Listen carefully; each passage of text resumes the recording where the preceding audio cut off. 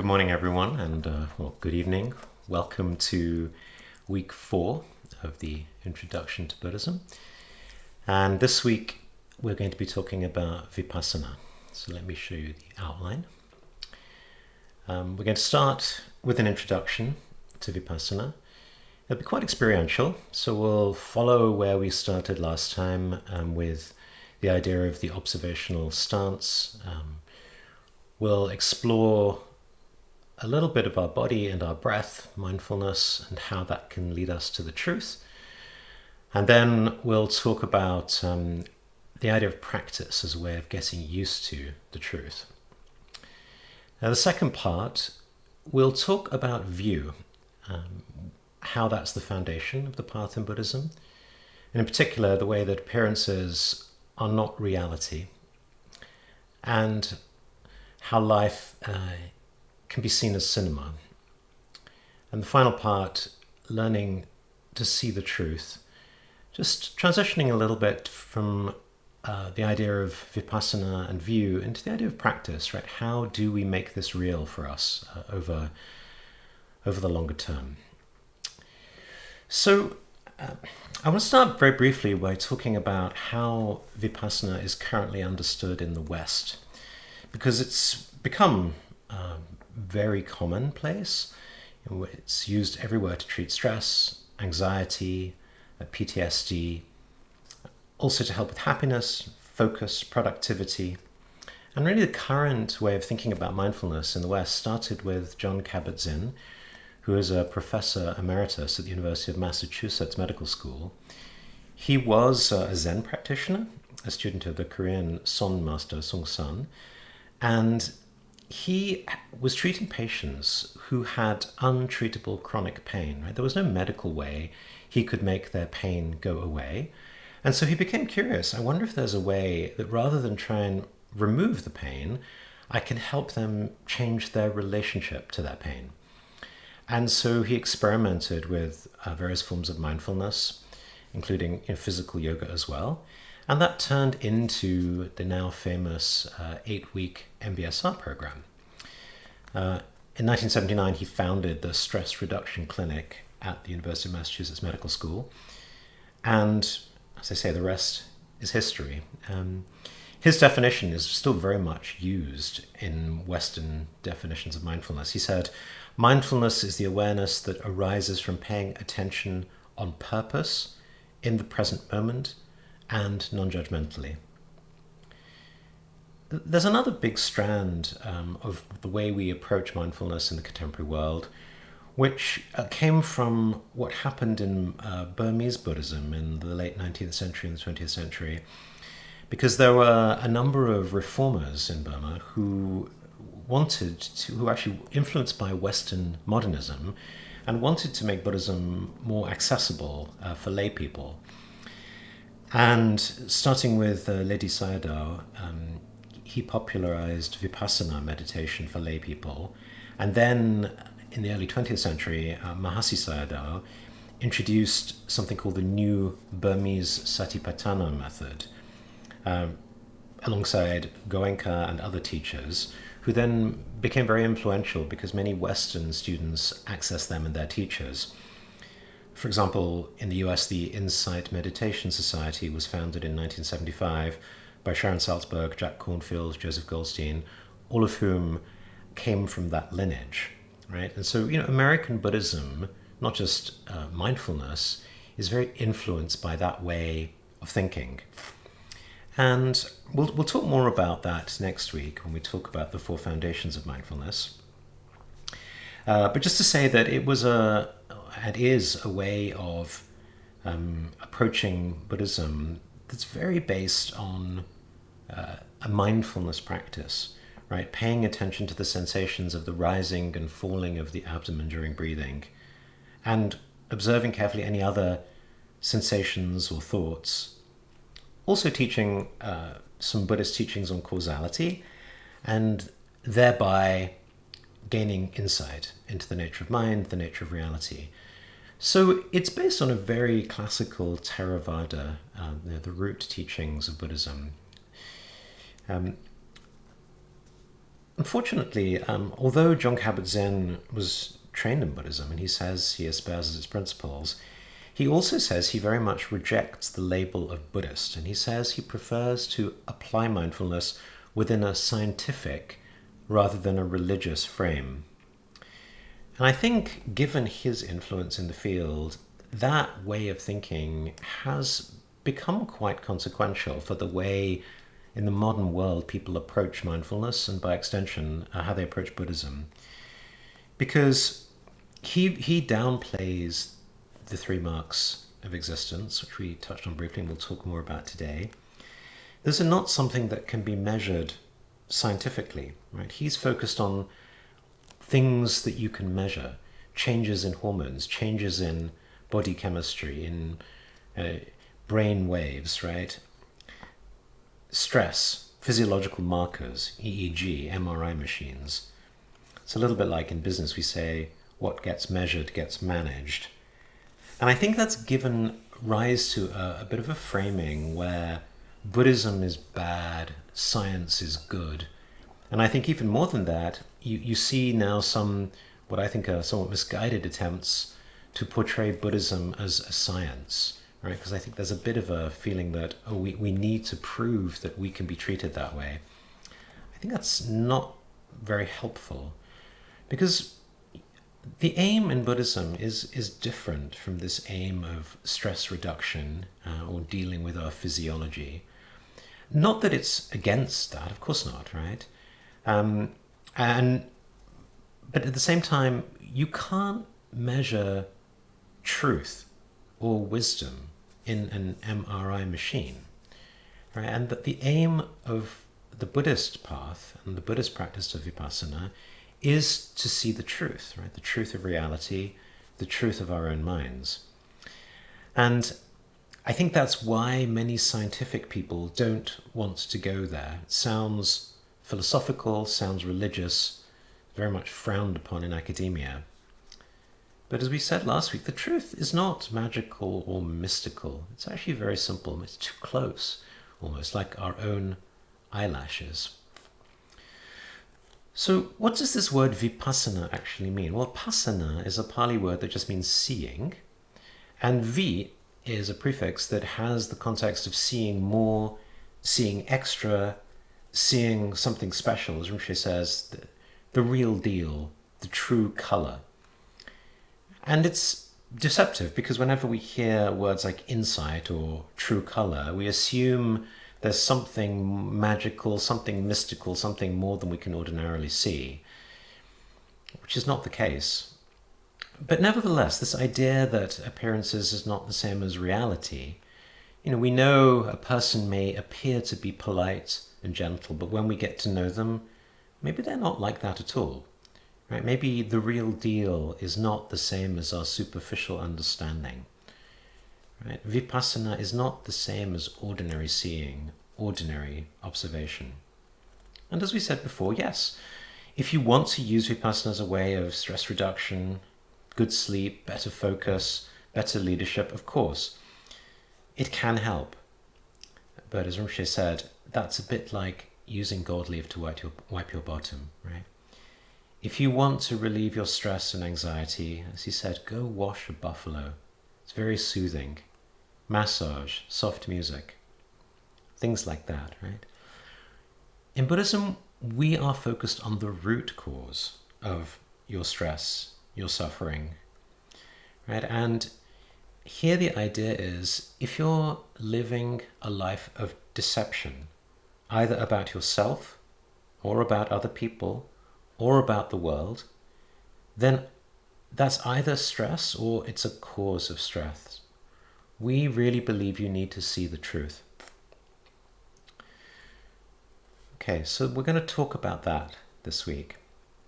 But let's go back to the mind itself, the observer. We talked about this last week. We have this cognizance, this power of observing. We're constantly seeing and hearing and sensing. A table can't do this. Right? And as Rinpoche said, we don't do much to appreciate this observer. I was reminded of Thich Nhat Hanh's lovely story of the joy of non-toothache. He said, when you have toothache, all you can think about is how much you want it to go away. And when finally it goes away, maybe you've seen the dentist or taken a painkiller, for those first few hours after it goes, there is this wonderful experience which he calls the joy of non-toothache. Right? You really appreciate how much it's gone, but that wears off, and after a few days, you've completely forgotten. Right? You've lost that appreciation of the joy of non-toothache. Similarly, I've had friends who've contracted COVID. They've lost their sense of taste, and they said it's so strange not to be able to taste anything. There's one woman who's following these teachings, and she wrote to me to say how much she appreciates the transcripts because sadly she's lost her hearing. Right? She's never going to be able to hear the Dharma again. And she said, without the transcripts, she'd really become disconnected from these teachings. Yeah, so just, I think, pausing for a moment to appreciate what we have. We don't often do that. And of course, our awareness, our cognizance, is the root of all of that. And we're going to talk about awareness, about observation, right? The observational stance is very much at the heart of mindfulness and Vipassana. And that requires us to be present, right? To be non-distracted, to pay attention to the present moment. Because if we're thinking about the past and the future, we can't observe what's happening right now. I think the attitude, again, Thich Nhat Hanh sums it up nicely. He said, if while we're washing the dishes, we think only of the cup of tea that awaits us, and thus hurrying to get the dishes out of the way as if they're a nuisance, then we're not washing the dishes to wash the dishes. What's more, we're not alive during the time we're washing the dishes. In fact, we're completely incapable of realizing the miracle of life while standing at the sink. If we can't wash the dishes, the chances are we won't be able to drink our tea either. While drinking the cup of tea, we'll only be thinking of other things, barely aware of the cup in our hands. Thus we're sucked away into the future, and we're incapable of actually living 1 minute of life. So I really want to encourage us to approach our practice with that attitude. So we have this observer. Let's just take a moment, pay attention to this observer. Right? As we said before, no need to sit straight or anything, just look at it. What is it?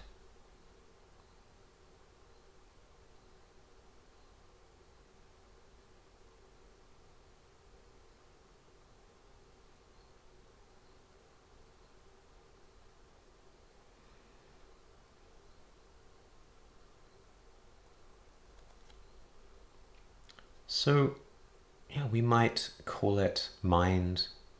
Perhaps scientists might call it brain. Jack or Jill or Wong or Deng. We give it names. But we have it, right? We don't need to download it. We can't lose it. It's the most important part of who we are. So how can we not pay attention to it? So let's look again. Right? Without any influence, without any beliefs, anything we've read in books or taken from religion or science or philosophy, all that's useless. Right? Just observe fully, open-mindedly, without prejudice.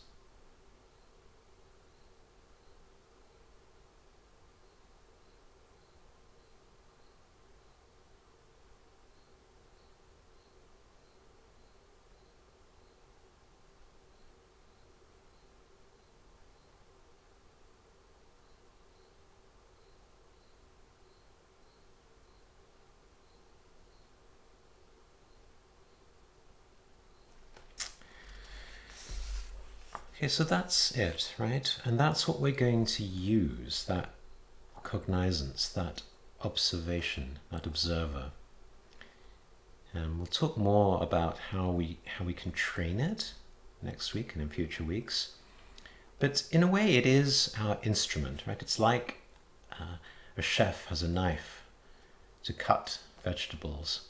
or a scientist has an instrument to observe things. And our mind is our instrument. And so part of what we want to do is to, sharpen our knife, to clean our instrument.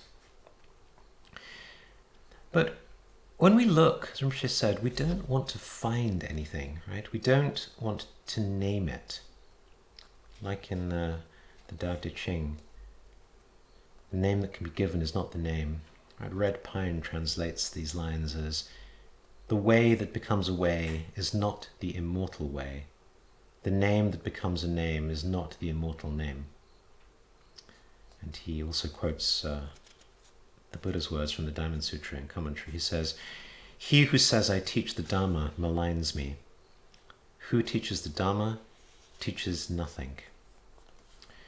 Yeah, so obviously this is not intended to be nihilism, and we'll talk more about this in week 6.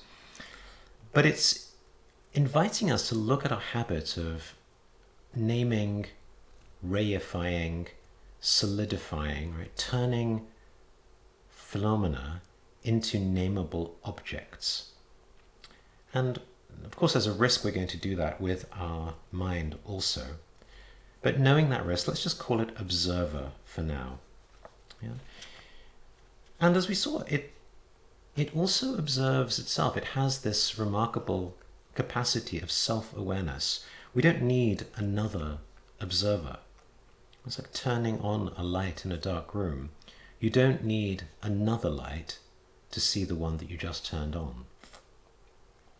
So we'll talk more about that as well.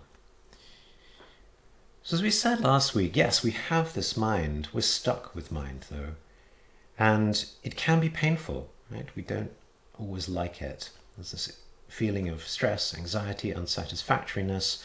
And so, with our control freak-like nature, we try to control it. We distract ourselves. We numb ourselves.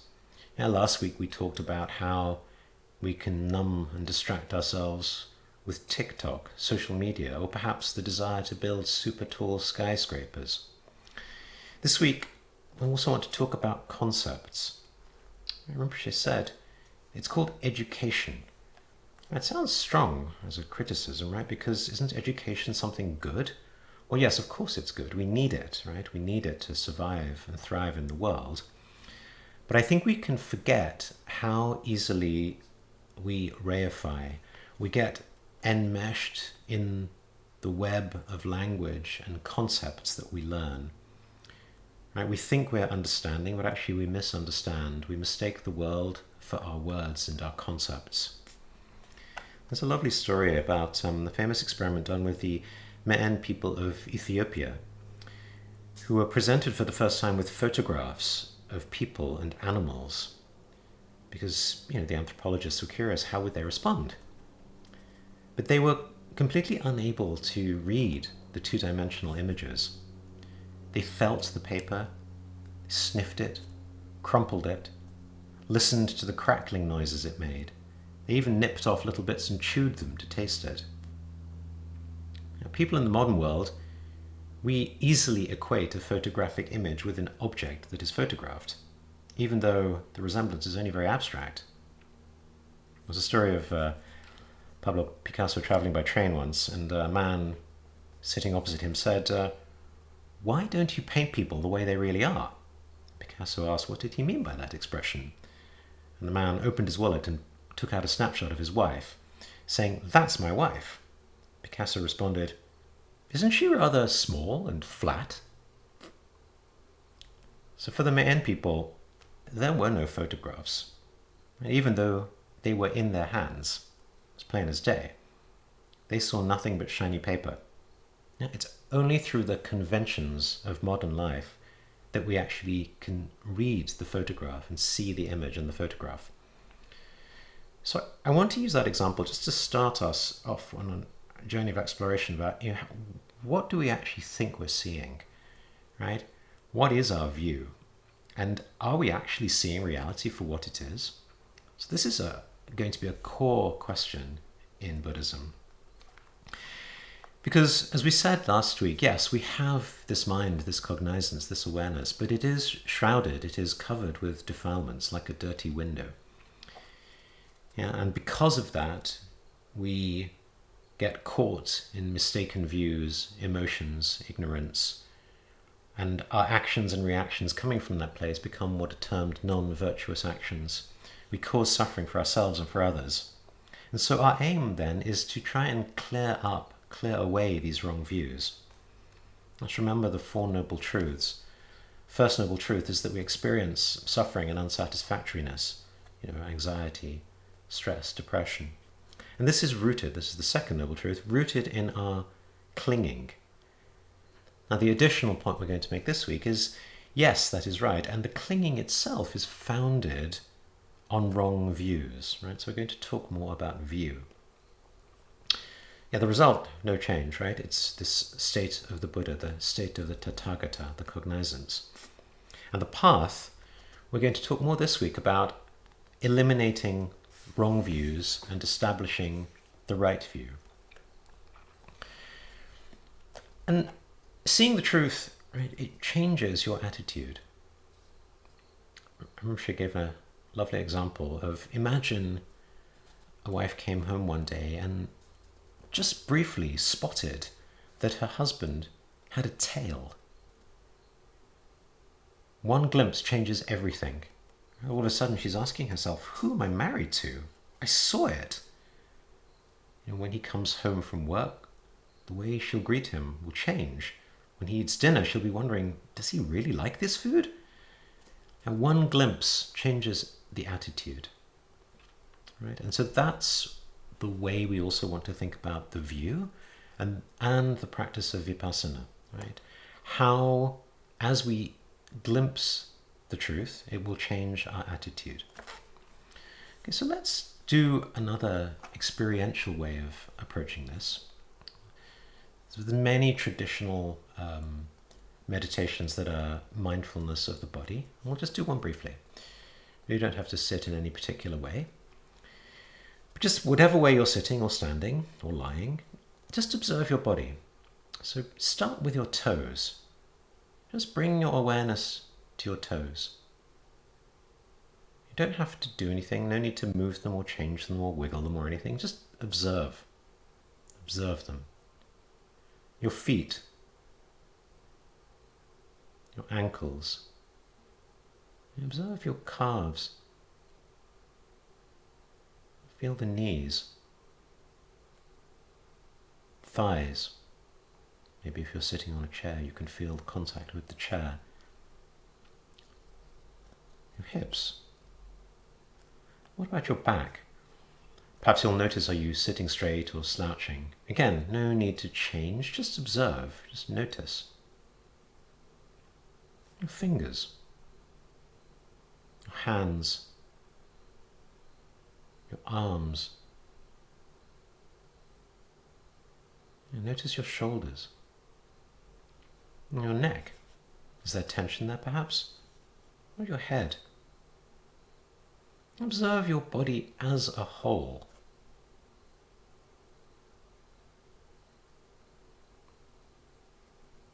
Now bring your awareness back to the head, ears, the eyes. Maybe you can even feel them in their sockets.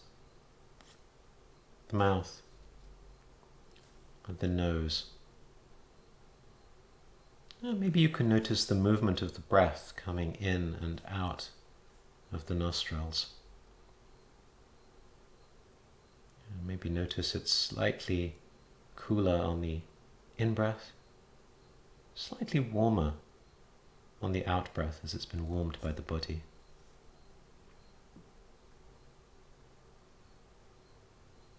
And now notice the movement of the breath in the body, in the chest, in the abdomen. Just follow the movement of the body as you breathe, just for a few moments. Just noticing, just observing.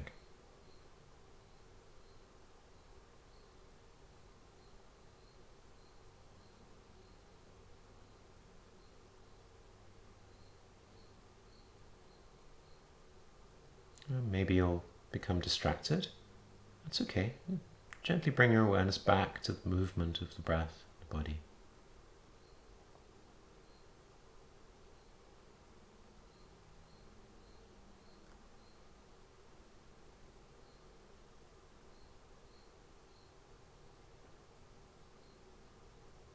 So what do you notice?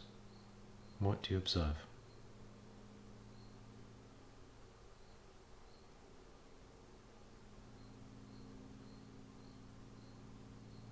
Okay. So you may already have noticed this, but if not, here's some thoughts about what, if you continue to do this, what you might well notice. For example, one of the first things you might notice is there's no such thing as a whole, right? It's actually parts. You might first think of your hand as a complete hand, but if you really notice, wow, there's blood, there's bones, there's muscle, there's sinews, there's nails. Right? It's actually parts. There's no whole there. Another thing you'll notice is what we might normally think of as permanent is actually impermanent. We might habitually think of the body as unchanging, but even just noticing the breath go in and out, noticing the sensations that come and go, noticing that we have a desire to shift our weight around. Saliva collects in our mouth. We swallow. Our eyes get dry. We blink. We notice after a while the body becomes uncomfortable. We want to shift and move. Any position is unsatisfactory. And we also start to notice that the body isn't independent. We start to notice the support of our chair or our cushion, whether or not we find it comfortable. We notice the temperature of the room, the ambient noise. Or if we practice for several hours, we'll start to notice that we need food and water. We notice the need for fresh air. We even perhaps might notice that we're dependent on the architect and the builder of our house, the fact that the roof hasn't collapsed in on us. Yeah? So our experience, our very existence is dependent, right? It's not independent. So already we're now starting to practice Vipassana, right? We're looking beyond the surface appearances to notice something about their nature. And if you keep going, you'll notice three truths, right? This is the three truths we touched on already. The first is impermanence. Everything is always coming, going, arising, decaying, changing, drifting, shifting. You breathe out, it's gone. There's nothing magical about that. It's just raw truth. Yeah, we might think that change is bad, but change is also good. It allows fresh things to come in our life. Right, the second is unsatisfactoriness. There's no ultimate satisfaction in anything. Even things we enjoy, like ice cream. Yeah? Too much makes us sick, gain weight. Even getting the right flavor and texture is so hard. And even if we do get the right flavor and the right amount, pleasure wears off. Everything is like this, right? In psychology, we call it hedonic treadmill. Even when you're observing your breathing, maybe at the beginning it was nice just to pause and relax, but after a while we get fidgety, anxious, distracted, bored. And we don't want to spend time with our observer anymore. We feel there's things we need to do, we're wasting time. The third thing we'll notice is non-self. You'll notice as you observe your body and its parts, there's no true identity, not even true characteristics.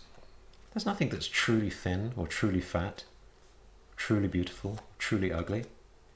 All comes together with causes and conditions. Even your breath, right? Where does your breath start and stop? When you breathe out, where does it go? When you breathe in, what are you breathing in? Now, with the summer of forest fires and air pollution and COVID, I think we're all more sensitive to that. But supposedly, with every breath, we're breathing in one molecule of Julius Caesar's last breath, or Hitler's, maybe even the Buddha's. When did it stop being his and start being yours?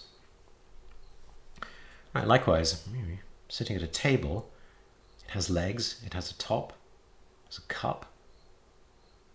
But if I sit on my table, suddenly it's become a chair. It has no fixed identity as a table. It's like the people not seeing the piece of paper as a photograph. Now you may ask, why do we use body and breathing?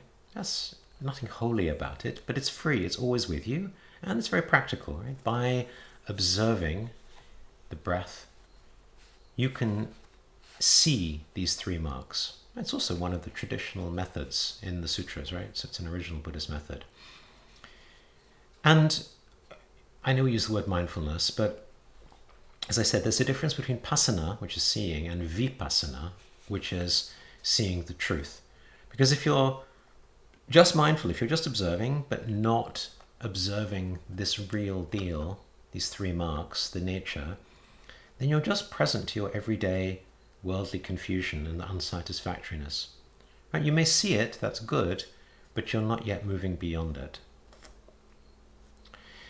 So what happens, right? If we keep doing this, what happens? Well, yes, our attitude changes, but that doesn't mean we're suddenly going to give up on our life. Right? We can see the 3 truths of the body, but we'll still exercise, we'll still dress nicely, we'll still use moisturizer. We'll do the same things, but we'll do them differently, with a different attitude. So the example of the sandcastle, right? Imagine it's a beautiful sunny day at the beach, and there's some parents with their children building a sandcastle. And they build the castle, and then the tide starts to come in, starts to wash away the sandcastle. The kids, they might be upset, especially if this was the first time they built a sandcastle. But the parents, they knew the tide was coming, right? They really enjoyed building the castle. They had lots of fun with the kids, but they weren't expecting lasting pleasure. They weren't expecting a permanent sandcastle. You could say they were not attached. They had some form of renunciation. And of course they have compassion for their child's experience. I think sometimes we hear these 3 marks, the idea of impermanence and unsatisfactoriness and non-self, and we read them as very negative or pessimistic, but not at all, right? It doesn't mean once you understand these 3 marks that you suddenly become nihilistic or uncaring. Indeed, if you are, it's a sign you have the wrong view. Now, far from it. You're still going to have fun with your children. You'll still make your sandcastle big and beautiful. You'll really make it nice. If anything, you're more present. You're less obsessed, right? You have more fun because you know the truth. You do a beautiful job, you have fun with your kids, and then you let go. If ever you've seen Tibetan monks building sand mandalas, it takes them many days to do it, and at the end they just destroy this intricate, beautiful construction. And they collect up all the sand and just make it into one mass. They're fully engaged, and then they dissolve and fully engage in the next thing. Just like Thich Nhat Hanh's story of making the cup of tea. Whereas most of us, we're not very good at that, right? We're always multitasking. We have a continuous, partial attention, and that causes tremendous unsatisfactoriness, and it's just not good for us or for others in a worldly sense either. But it's quite, I think, unusual to be doing one thing at a time. I remember many years ago I was with Rinpoche in Kathmandu on Christmas, and we had Christmas dinner and were joined by a Tibetan Lama called Ugyen Tobgyal Rinpoche, a Kampa from East Tibet, big and rather fearsome in his expression, actually a very kind master. And I remember, we ate, we talked, and at the end of dinner, he stood up, he turned around, and he walked out of the door. He didn't do any sort of fond farewells or goodbyes or hugs or kisses. And I was quite surprised. I'd never experienced that. And of course, it felt rude to my, Western sensibilities.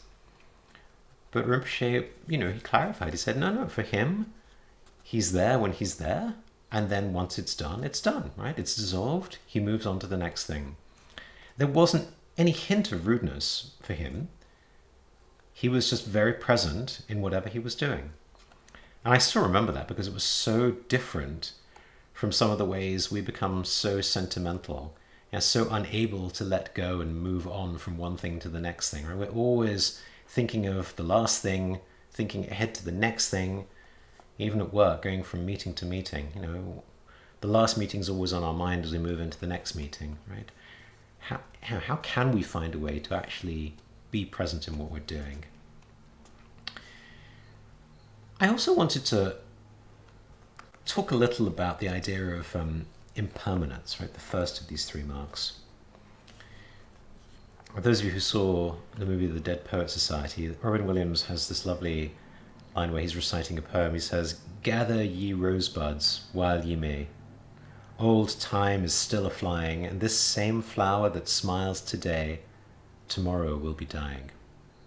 Right? I think we have this idea, if we think about it, of wow, yes, time is passing, time is precious. Each day comes but once. Yeah. There's also reflection on impermanence. It's one of the most famous Shakespeare sonnets, number 18. He says, "Shall I compare thee to a summer's day? Thou art more lovely and more temperate. Rough winds do shake the darling buds of May, and summer's lease hath all too short a date. Sometime too hot the eye of heaven shines, and often is his gold complexion dimmed, and every fair from fair sometime declines, by chance or nature's changing course untrimmed." Yeah, so far so good, right? I think Shakespeare's pointing us to the natural state of things, impermanence, unsatisfactoriness. And you would think, actually, yeah, that's a beautiful reflection on impermanence. And then I think the next and final part of the sonnet, I think that's where we get into trouble, right? Because now he starts to express how his love for his beloved is different from this kind of impermanence. He continues, "But thy eternal summer shall not fade, nor lose possession of that fair thou owest, nor shall death brag thou wanderest in his shade, when in eternal lines to time thou growest. So long as men can breathe or eyes can see, so long lives this, and this gives life to thee." Yeah, I think that's more typical of our usual experience. Yeah, love is blindness, love is madness. And of course, we like to fall for that blindness and madness. We kind of glorify it, much as Shakespeare did. But we're going to be disappointed if that's how we enter into things. Rinpoche often jokes there's no such thing as a Buddhist marriage ceremony, and maybe actually it would be better if we were to do a divorce ceremony when people got married, right? Just to remind them that all things are impermanent, right? Like the sandcastle. But if we have that experience, that knowledge of the 3 marks, then we can enjoy love, passion, obsession even, in a very different way. Yeah, but don't fool yourself. This is hard, right? And that's part of the reason for many people, they choose to have a monastic life, to really give themselves a bit more space to really reflect on the practice. So most of us, I know, are not monks and nuns, so we'll have to reflect a little more. How can we find a way in our everyday lives of giving us what it takes to see the 3 marks without getting caught up too quickly in the passions of our life? But there's also this idea that renunciation happens naturally through our life. Right? So as children, perhaps we love sandcastles. Then we grow. As teenagers, maybe we like skateboards. And by that stage, we've lost interest in the sandcastle. Now what matters is the skateboard. Yeah, we become adults, and then our interest is our houses, our jobs, our careers, our cars. Eventually we retire, and as we grow older, perhaps what we're left with is an interest in things like, as Rinpoche says, lace tablecloths, salt shakers. We're definitely not attached to the skateboard. Spontaneous renunciation. And we know this is going to happen if we think about it. We talked in the first week about purpose, the regrets of the dying. Is there a way we can cultivate this awareness and act upon it without having to wait to grow old? Well, yes. Yeah, we can observe the 3 marks. We can familiarize ourselves with them. We can understand impermanence, unsatisfactoriness, non-self, and change our habitual way of relating to ourselves and to others. And once we know the truth, that is a form of liberation, right? Just like the parents with the sandcastle. We talked last week about a child watching a demon dance. The child is scared, but when they go behind the stage and see it's just a person wearing a mask, then that's the end of the demon. Another more familiar example, if you're having a nightmare, as soon as you know that you're just dreaming, it's finished, right? Even if you continue to dream, you're no longer caught. Indeed, you might even play with it, right? Lots of people love this idea of lucid dreaming. But until you know the truth, you're a victim of that game. So, yes, it's a big deal in one way, of course, knowing the truth. But it's also so simple in another way. And I think we'll go back and forth between appreciating how important and what a big deal this is, but also having confidence in the simplicity. Now, having both, though, can sometimes be a challenge. And I think it doesn't help when we hear words like nirvana. Right? I think that has so many connotations of rainbows and heavenly music playing. It damages this idea that the truth is just so ordinary. But as Rinpoche said, sometimes we need the hype because too many of us haven't experienced the ordinariness of our lives. We haven't experienced normality. Right? This, we talked about the lettuce rather than the salad with the Thousand Island dressing. Right? The raw, uncooked, uncontrived nature. We don't really spend time with that. And unfortunately, we tend to think that seeing the truth is very profound, right? And we tend to say to ourselves, oh, well, I'm not profound, I'm just an ordinary person. But when we do that, we distance ourselves from the truth because we distance ourselves from this thing we think is profound. It's not, right? It's the most ordinary thing. It's just we're not used to it. Now, yes, when we see it, it doesn't mean we're going to go to the mountains. It doesn't mean we're going to become renunciants. But it does change our attitude. How we see things will be different. Rinpoche likes to tell the story of his former secretary, who was a PhD biochemist. And she would always travel with lots of hand sanitizers and soap and disinfectants because her training meant she would see germs everywhere. Right? And I think that's the kind of thing we're aiming for, right? We want to train our minds so that we see the three marks in all phenomena, and of course in ourselves. Yeah? That mindset of the sandcastle.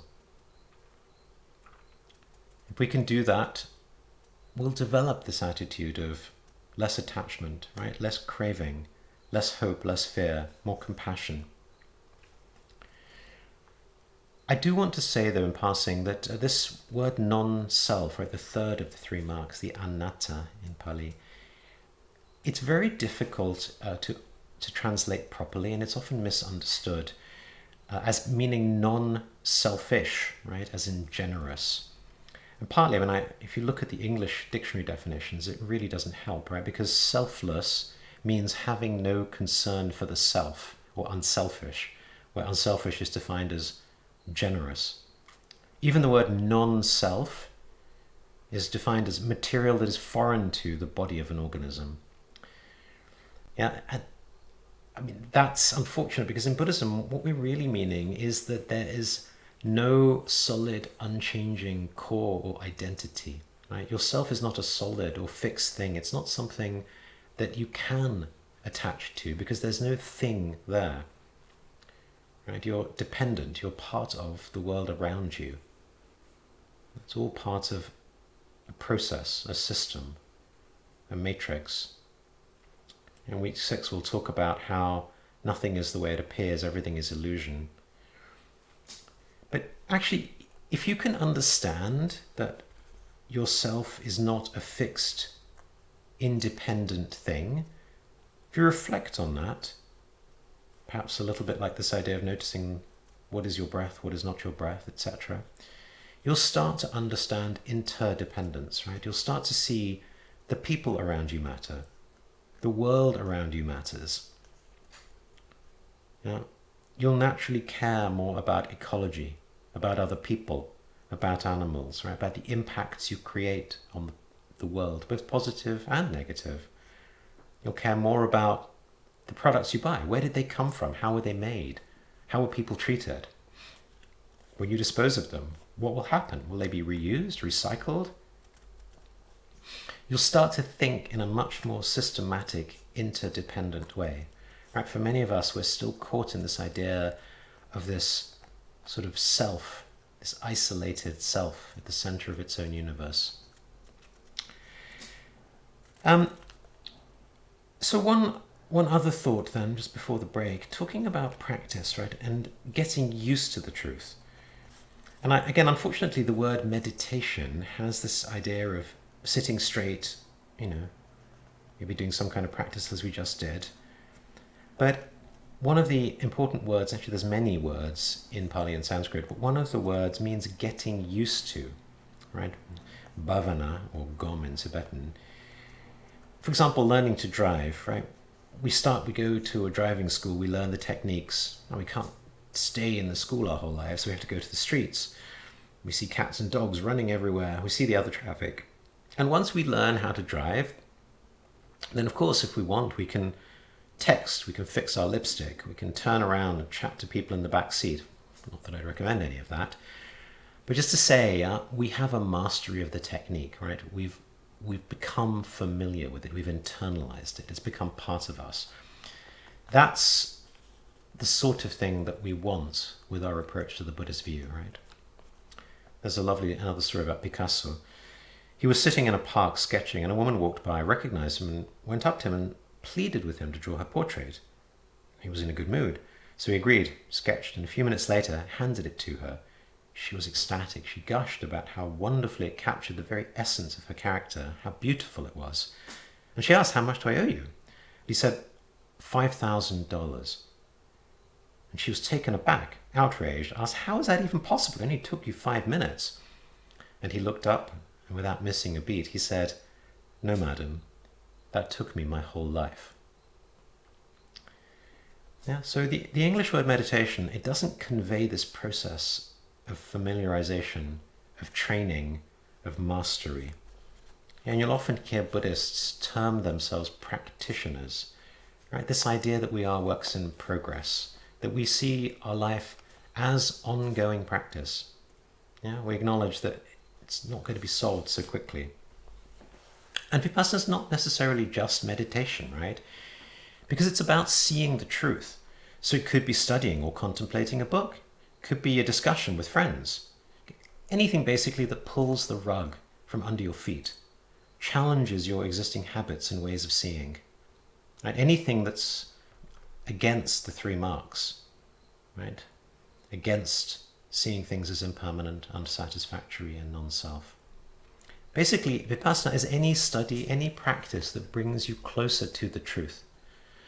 And of course, traditional practices can be Vipassana, right? You can offer incense, you can offer a flower, offer a butter lamp.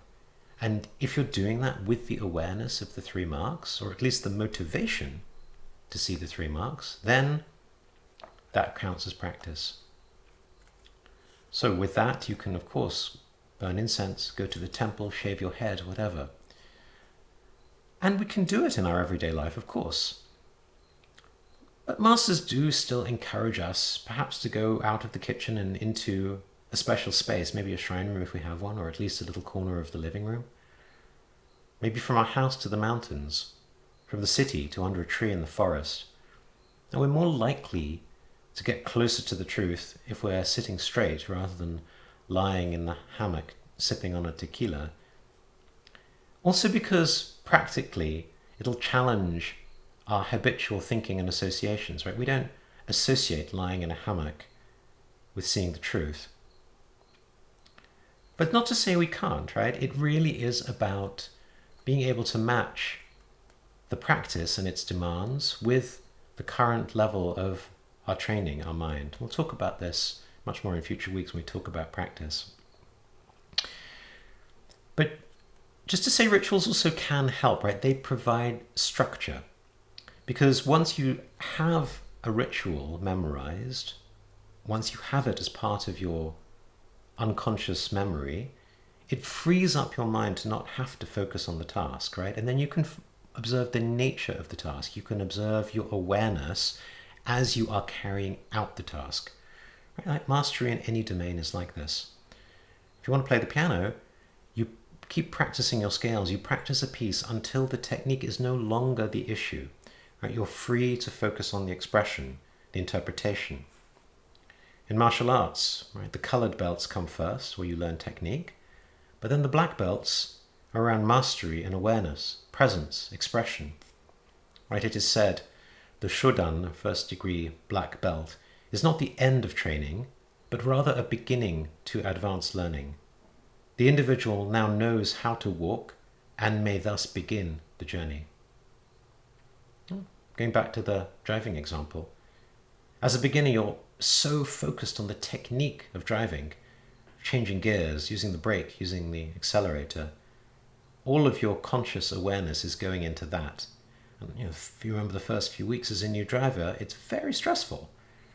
You haven't yet been able to internalize it. The expertise is not yet unconscious. You can't enjoy driving yet. But if you keep practicing, then you will. And it's the same with our Buddhist practice. So we should have this aspiration that practice can be everywhere, all the time. Because it's a motivation. It's an attitude. You can do it everywhere. I mean, you've got a motivation, you've got an attitude all the time anyway. It's just most of the time you're not aware of it. You're not mindful. Yeah? Now you have a chance to become aware and actually choose your motivation, choose your attitude, choose to be mindful of the 3 marks. And it won't come naturally at first, right? It is unnatural, it is unfamiliar. As we said, it'll feel wrong at the beginning, like anything that's new. But you don't have to quit your job. You can start right now. You don't need to make excuses about not having time or money to practice. You don't need an app. You don't even need a cushion. You don't need to set time aside. You don't need lots of hours sitting or chanting mantras. It's everywhere all the time. You could even be doing it right now as you listen to me. You could notice, this is impermanent. This is not 100% satisfying. There's no truly existing self or core or identity to me, to you, to these teachings. Just remember the sandcastle. And as Rinpoche said, a lot of the time the reason we don't practice is because we make practice into this big and complicated thing. We don't realize what practice actually is. If we just understood that it's paying attention to what's happening right now, with this attitude of seeing the truth, seeing its true nature, that's practice, right? You can do it while chopping onions. You can do it while having an argument with your partner. Nevertheless, yes, the sheer busyness and flux of life can be overwhelming, so it can be helpful to deliberately simplify your environment, to just focus more explicitly on this experience. So we'll talk about this more in future sessions.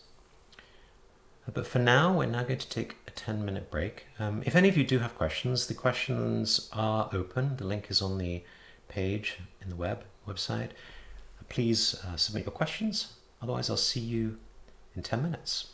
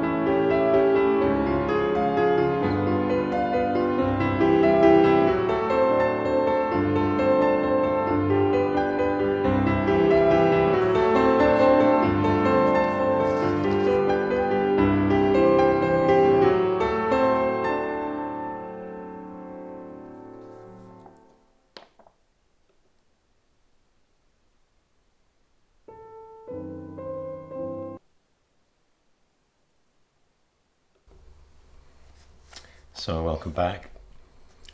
Some of you asked, what was that music? That's Schumann's A Fantasy in C, played by the Korean pianist Yeol Son. Okay, so continuing with view. And I just want to, as Rinpoche did, take a step back and pause to reflect on how Buddhism is seen a little differently in the modern world, right? I think as the John Kabat-Zinn quote made us see, a lot of people want to distance themselves from what they see as its religious aspects. They get caught up in seeing practice, malas, incense, artworks, stories.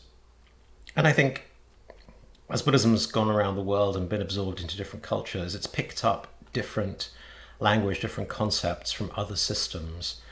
And now, of course, in the US and the modern world, it's very much absorbing a psychology and therapy, right? Just as it absorbed Taoism and Confucianism when it first went to China. As Rinpoche said, caring for one's elders is wonderful, but it isn't anything specifically to do with Buddhism. And yet in China, if they ask for the qualities of a good Buddhist, they'd include things like that. I think we're seeing something similar happen now in North America, where we're imbuing Buddhism with psychological concepts to determine what's good about it. I think that's actually misleading us quite a lot. Language is a challenge also, right? Even words like good, it's so influenced by our Abrahamic culture. Sanskrit, Pali, and Tibetan doesn't have the same connotations of right and wrong, morality, good and bad, the dualism that comes with a Judeo-Christian way of thinking. So it's almost impossible for us to undo that because we're in it, like the David Foster Wallace, this is water, we're swimming amidst it. I'm sure I gave another example of how Netflix, Game of Thrones is creating a globalized culture. He had a woman, a student of his, whose child wanted a dragon, and she offered him a Chinese dragon, a traditional, important symbol in Chinese culture, and he couldn't relate to it or understand it. He wanted a Disney dragon. So this is the danger, right? So somehow we have to be open-minded as we study and practice Buddhism. We have to know that we're learning about a non-dual system with our very dualistic language and culture, right? It's hard to step outside our ideas of good and bad, right and wrong, right? So if we can't do that, at least be aware that our language constrains us. Okay, so the framework for thinking about path is view, meditation, action, and result. Rinpoche talked about this extensively in Sydney in the beginning of 2020. And the result we've talked about already last week, right? It's not something to get or to attain. You already have it, right? But right at the moment, it's like your window is covered with dirt. So your job is to get rid of the dirt, the delusion, the ignorance. And we talk about being awakened, but that's dispelling the ignorance of sleep. So that's the result. And then the path to get to that result has these three essential elements of view, meditation, and action. Right, so the view, and we're going to talk about that now, it's a way of seeing, it's an attitude. Of course, you ideally want your view to be aligned with reality, in other words, the true nature of phenomena and self. Meditation, then, is to familiarize yourself with that view, right? Like the driving lessons we talked about. And finally, action then is once you have internalized the view, then you can act spontaneously. So what does it mean to have a view? I like this story. So Shoe Factory sent 2 marketing scouts to a region of Africa to study the prospects for expanding the business. The first sent back a telegram saying, "Situation hopeless, stop. No one wears shoes." The other writes back triumphantly, "Glorious business opportunity, stop. They have no shoes." Yeah, so same Same conditions, same reality, very different experience, very different attitude, framed by a very different view. Okay, one of the most famous examples, Shakespeare, Hamlet, Act 2, Scene 2, where his friends Rosencrantz and Guildenstern arrive, and he says, "What have you, my good friends, deserved at the hands of fortune that she sends you to prison hither?" "Prison, my lord? Denmark's a prison. Then is the world one? A goodly one, in which there are many confines, wards, and dungeons, Denmark being one of the worst." "We think not so, my lord." "Why then, 'tis none to you, for there is nothing either good or bad, but thinking makes it so. To me, it is a prison." Okay, it's a very famous example. Yeah, nothing good or bad, but thinking makes it so. So that is view. Some dictionary definitions, I just looked it up, because there's a couple of words that can be used somewhat interchangeably. It's a view, mindset, attitude. So view is defined as a particular way of considering or regarding something, an attitude or opinion. Also, the extent or range of vision, a mode or manner of looking at or regarding something, an opinion or judgment colored by the feeling or bias of its holder.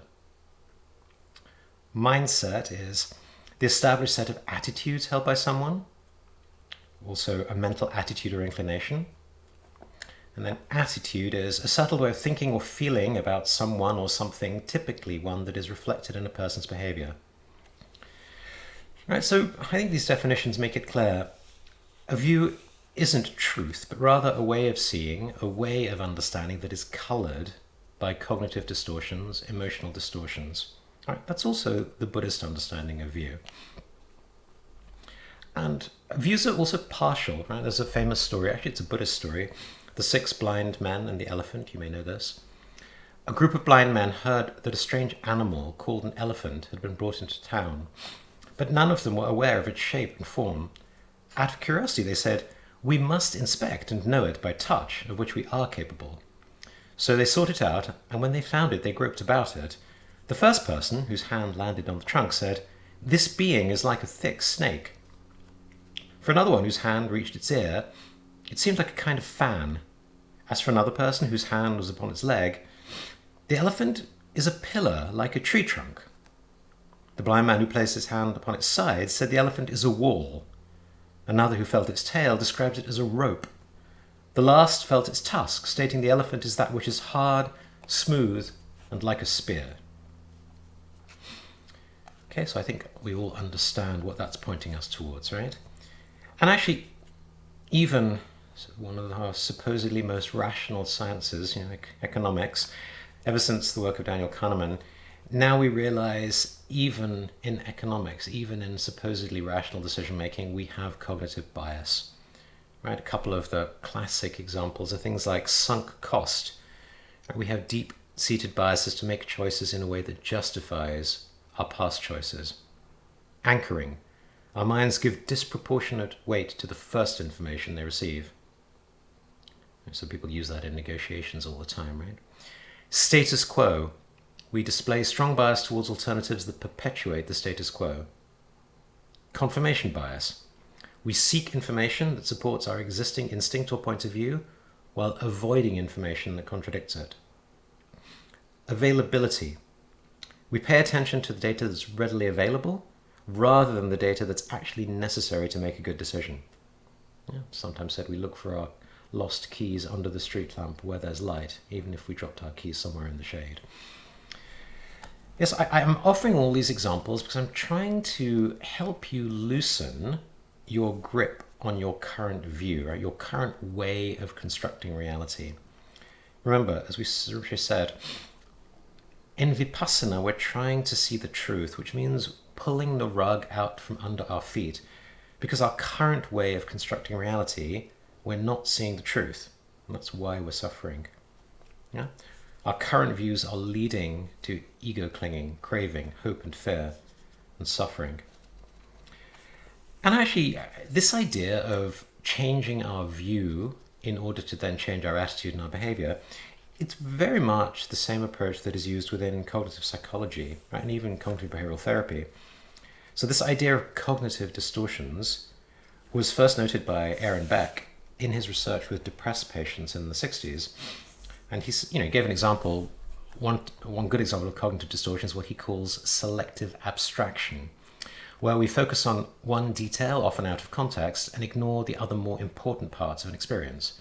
For example, a woman, Jenny, was delivering some teaching at her workplace and got a round of applause at the end, as well as numerous colleagues telling her how well she did and how helpful they found her presentation.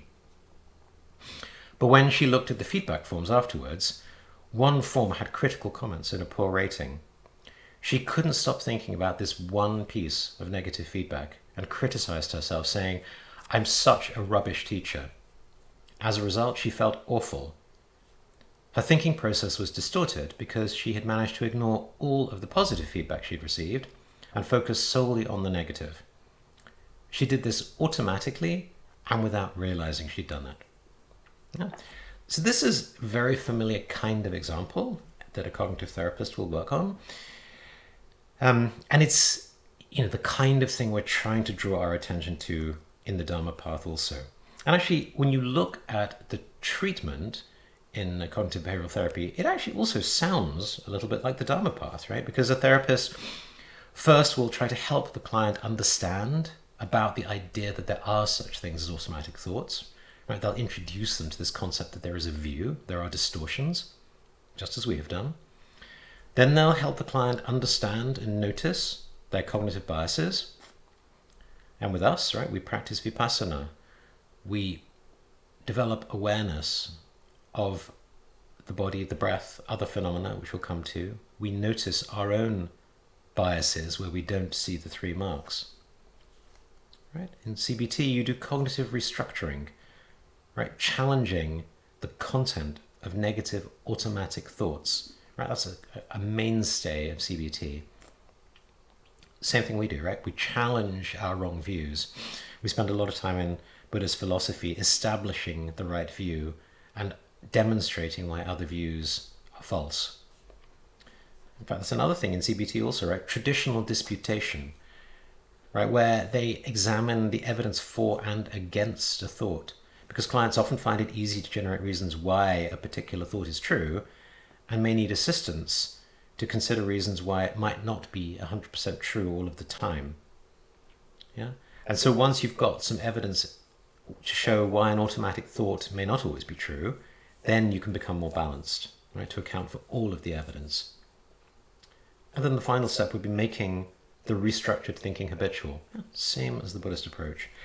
So yes, in many ways, we could say Buddhism agrees with cognitive therapy. We could even say cognitive therapy is a form of Buddhism in some ways. Except in Buddhism, we're not just stopping with these automatic thoughts and stories about the self.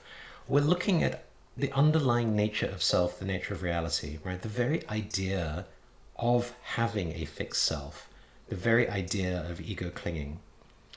Yeah, I saw Sarah in the chat asked me to say a little more about non-self, anatta. We can come back to that. We will come back to that much more in week 6, but we can talk more in the questions and answers also if you like. And just to say, right, because, like in cognitive therapy, these thoughts for us in Buddhism, they're so automatic, we don't even notice that we're deceiving ourselves. Right? So we need a healthy respect for our self-deception. As Milarepa said, my practice is not deceiving myself. The Nobel physicist said, Richard Feynman, he said, the first principle is that you must not fool yourself, and you are the easiest person to fool. George Orwell, he said, to see what is in front of one's nose needs a constant struggle. So let's continue to loosen our grip a little on our current view. Just this idea that appearances are not reality, right? Seeing, the pasana, is not the same as vipassana, of seeing the truth, seeing the nature of reality. So let's start with science, right? There's a classic 1953 experiment looking at how a frog's eye can only perceive 4 types of phenomena. First is clear lines of contrast. Second is sudden changes in illumination. Third is outlines in motion. And fourth is curves of outlines of small, dark objects. Right? A frog doesn't see its mother's face. It certainly can't appreciate a sunset, can't even appreciate the nuances of colour. It only sees what it needs in order to eat and avoid being eaten. Right? Small tasty bugs, or things like a stork coming in its direction. The frog's eye only delivers very selective information to the frog's brain. Right? It only perceives that which has been hardwired.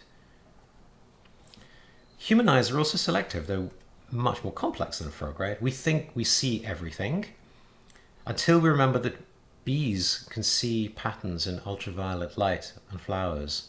Owls can see in the dark. Other species can hear things we can't hear.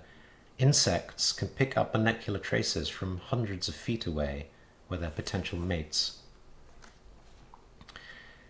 We, like the frogs, only perceive what we have been evolved, right? Programmed to receive.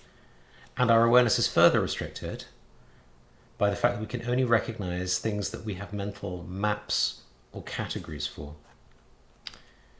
So we don't see reality, right? So what then is reality? And this question of appearance versus reality has really been a concern of philosophy since the beginning, both in the West and in the East. So Plato had the famous allegory of the cave, right, where he begins by having Socrates ask Glaucon to imagine a cave where people have been imprisoned from childhood, but not from birth. These prisoners are chained so their legs and necks are fixed, forcing them to gaze at the wall in front of them and not to look around the cave, each other or themselves. Behind the prisoners is a fire, and between the fire and the prisoners is a raised walkway with a low wall, behind which people walk carrying objects or puppets of men and other living things.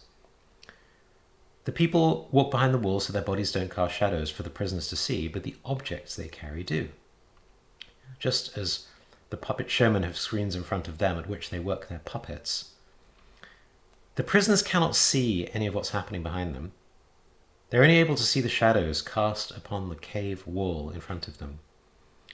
The sounds of people talking echo off the walls, and the prisoners believe these sounds come from the shadows. Socrates suggests the shadows are reality for these prisoners, because they've never seen anything else. Nor do they realize that what they see are shadows of objects in front of a fire, much less that these objects are inspired by real things outside the cave, which they do not see. He says few humans will ever escape the cave. It's not some easy task, and only a true philosopher with decades of preparation will be able to leave up the steep incline. Most humans still live at the bottom of the cave, and a small few will be the major artists that project the shadows with the use of human-made light. Okay, so that's Plato, the roots of Western philosophy. Okay, what about the East? So, from Taoism, lovely story, Zhuangzi and the butterfly. This is from the 3rd century BCE. Once Zhuangzi dreamed he was a butterfly flitting and fluttering about, happy with himself and doing as he pleased. He didn't know that he was Zhuangzi.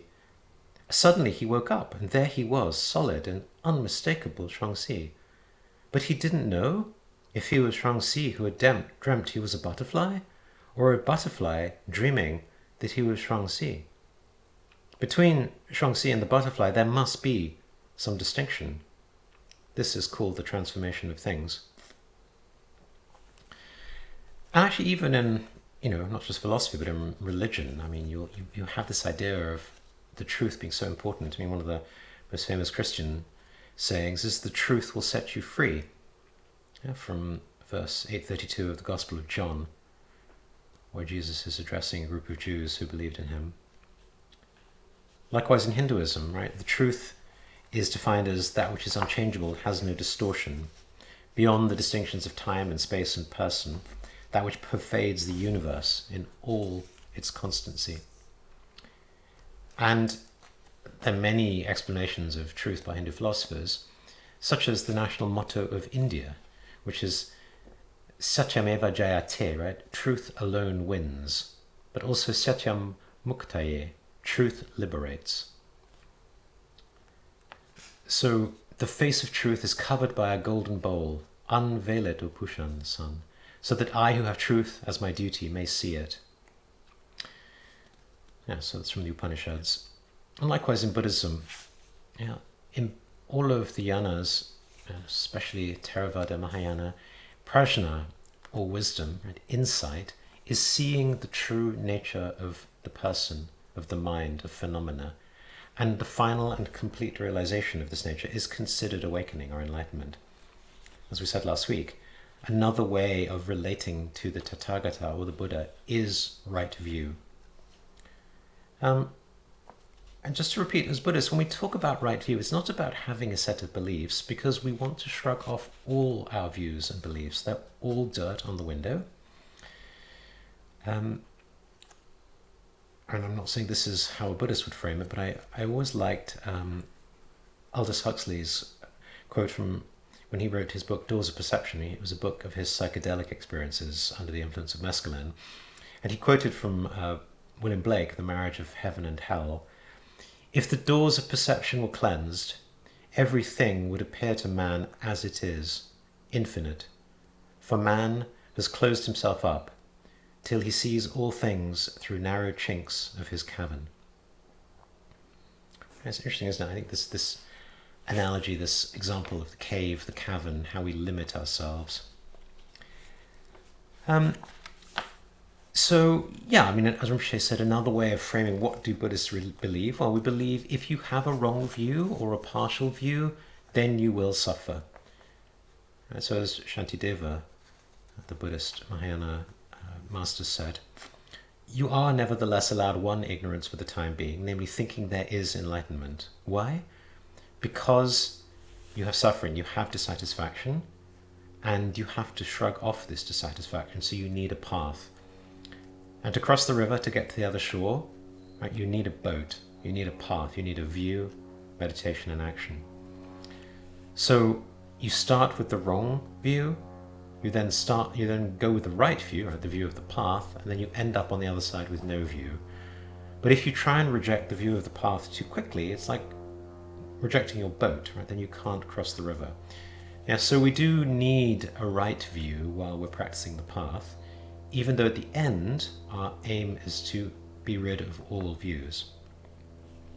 I just wanted to also read something Rinpoche wrote in actually 1999 on life as cinema, because, as you know, he makes movies as well, and he's often used the analogy for how the projection of a movie is so similar to the way that our mind projects, right? This idea of view has a lot in common with movies.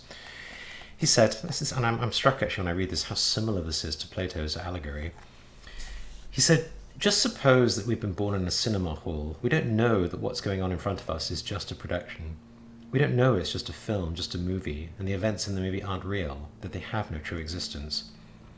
Everything we see on the screen, love, hate, violence, suspense, thrills, is in fact just the effect of light projected through celluloid. But nobody's ever told us this, so we just sit there watching, fixated on the film. If someone tries to attract our attention, we say, shut up. Even if we have something important to do, we don't want to do it. We're completely engrossed and blind to the fact that this projection is completely futile.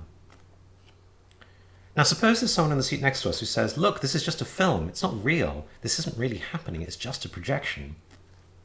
There's a chance we too might understand that what we're seeing is in fact a movie, that it is unreal and essenceless. This doesn't automatically mean we get up and leave the cinema. We don't have to do that. We can just relax and simply watch the love affair, the crime thriller, or whatever.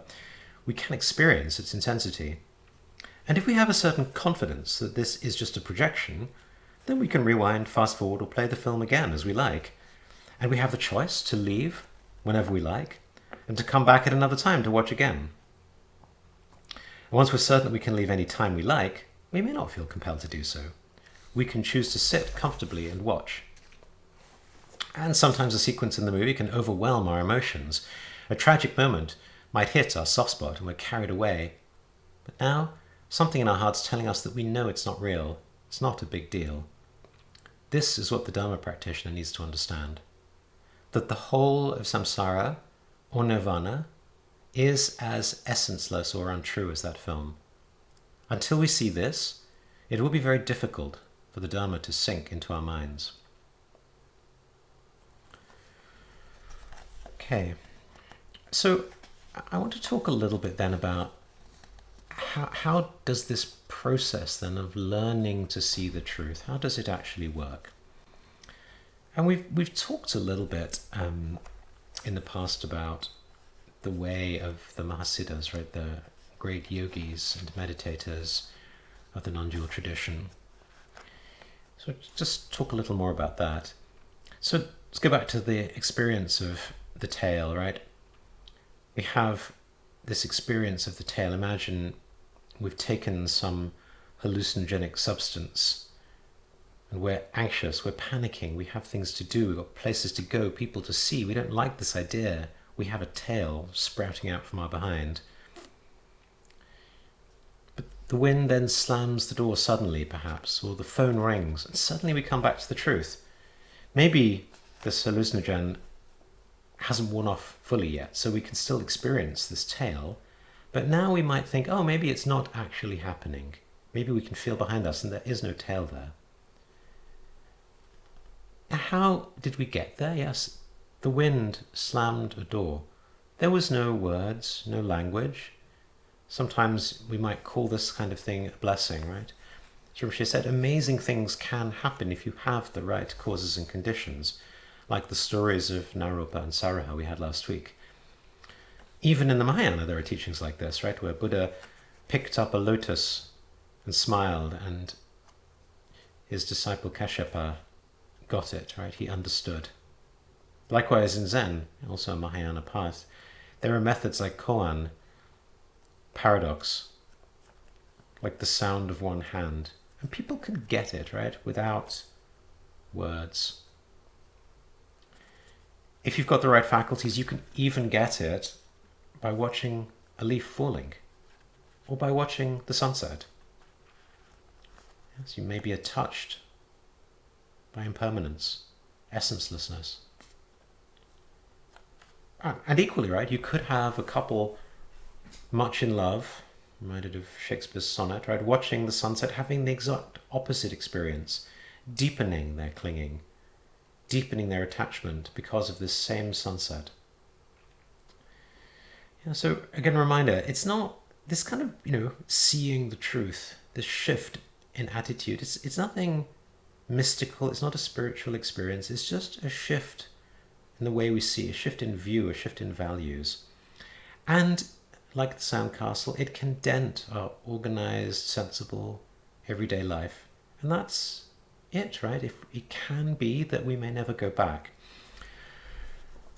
And that's wonderful if we are able to have those kinds of experiences, but it's not, for many of us, very reliable. I think for most of us, the path of hearing and contemplation and meditation, the path of language is necessary. Somebody has to say, can you feel the tail behind you? If not, don't you think it means maybe you don't have a tail? Right? That kind of limited logic, that can actually work. But all of this is hard, as we said, to accept emotionally, right? Our habits are so strong. All that we buy, all that we possess, our jobs, the economy, money, materialism, consumerism, right? It all goes against that. Right? The world of advertising wants us to believe that we are defined by the things that we do and don't have. And so many of us, unfortunately, now believe that. So just this idea then of transformation. I hope I've given you a bit of a sense that we need to not take our view for granted, but I also want you to not take for granted that it's going to be easy to change. And so Thomas Kuhn, who was a famous philosopher of science, wrote this wonderful book called The Structure of Scientific Revolutions. And he was talking about how even in the world of science, a change in paradigm, a change in view is so difficult. So he says, you can have two groups of scientists practicing in different worlds, and they see different things when they look from the same point in the same direction. It's not to say they can see anything they please. They're both looking at the world, and what they look at has not changed. But in some areas, they see different things, and they see them in different relation, one to the other. That's why a law that cannot even be demonstrated to one group of scientists may occasionally seem intuitively obvious to another. Equally, it's why, before they can hope to communicate fully, one group or the other must experience the conversion that we've been calling a paradigm shift. And because it's a transition between incommensurables, the transition between competing paradigms cannot be made a step at a time, forced by logic and neutral experience. Like a Gestalt switch, it must occur all at once, although not necessarily in an instant, or not at all. Yeah, so very similar to how if we practice, we will have these shifts in our understanding of Vipassana, right? It really is a shift in our paradigm about the nature of the self, the nature of the world. Yeah, so Kuhn continues. He says, how then are scientists brought to make this transposition? Part of the answer is they are very often not. Copernicanism made few converts for almost a century after Copernicus's death. Newton's work was not generally accepted, particularly on the continent, for more than half a century after the Principia appeared. Priestley never accepted the oxygen theory, nor Lord Kelvin the electromagnetic theory, and so on. The difficulties of conversion have often been noted by scientists themselves. Darwin, in a particularly perceptive passage at the end of his Origin of Species, wrote, "Although I'm fully convinced of the truth of views given in this volume, I by no means expect to convince experienced naturalists whose minds are stocked with a multitude of facts, all viewed during a long course of years from a point of view directly opposite to mine. But I look with confidence to the future, to young and rising naturalists who will be able to view both sides of the question with impartiality." And Max Planck, surveying his own career in his autobiography, sadly remarked that a new scientific truth does not triumph by convincing its opponents and making them see the light, but rather because its opponents eventually die and a new generation grows up that is familiar with it. Yeah, I find that last one quite profound, actually. I mean, obviously, we sincerely hope that we can see the truth more quickly than that. Yeah, but just to say, this is even in science, right, where people are working with experimental procedure, with evidence, with objective reality, and still convincing people is so hard, right? In our everyday worlds, where there's so much emotion and intuition, we live in this world of fake news and, social media and all the rest, how much harder to get us to see the truth, right? Yeah, I wanted to share another story, one of my favorites actually. So this is about Stravinsky's ballet score, The Rite of Spring. Right? It's a ballet and orchestral concert work by the Russian composer Igor Stravinsky, written for the 1913 Paris season of Sergei Diaghilev's Ballet Russe company. And it was first performed at the Théâtre des Champs-Élysées on 29th of May 1913. But the avant-garde nature of the music and choreography caused a sensation. Right? Many called the first night reaction a riot or a near riot. The disturbances in the audience began during the introduction and grew noisier when the curtain rose on the stamping dancers in the augurs of spring. And Stravinsky wrote in his autobiography that the derisive laughter that greeted the first bars of the introduction disgusted him, and he left the auditorium to watch the rest of the performance from the stage wings. The demonstrations, he said, grew into a terrific uproar, which, along with the on-stage noises, drowned out the voice of Nijinsky, who was shouting the step numbers to the dancers. The journalist and photographer Karl van Vechten was in the audience. He claimed in his book, Music After the Great War, that the person sitting behind him got so carried away with the excitement of the music and the dance that he began to beat rhythmically on top of my head with his fists. Just to give you a sense, right? And at that time, a Parisian ballet audience typically consisted of two diverse groups, right? It was the wealthy and fashionable set, who would expect a traditional performance with beautiful music, and then a bohemian group, who, as the poet-philosopher Jean Cocteau asserted, would acclaim, right or wrong, anything that is new because of their hatred of the boxes. And several people felt that trouble began when these two factions began attacking each other. And their mutual anger was so strong, but it was soon diverted to the orchestra. Everything available was tossed in our direction, said the orchestra, but we continued to play on. I want to offer these stories just so we can appreciate the challenge of transformation, just how difficult it is. So the Buddhist view, it's not complicated, right? It's not intellectually hard to understand, but it's very different from anything else in samsara, right? It's very different from the way we've approached things in our lives until now.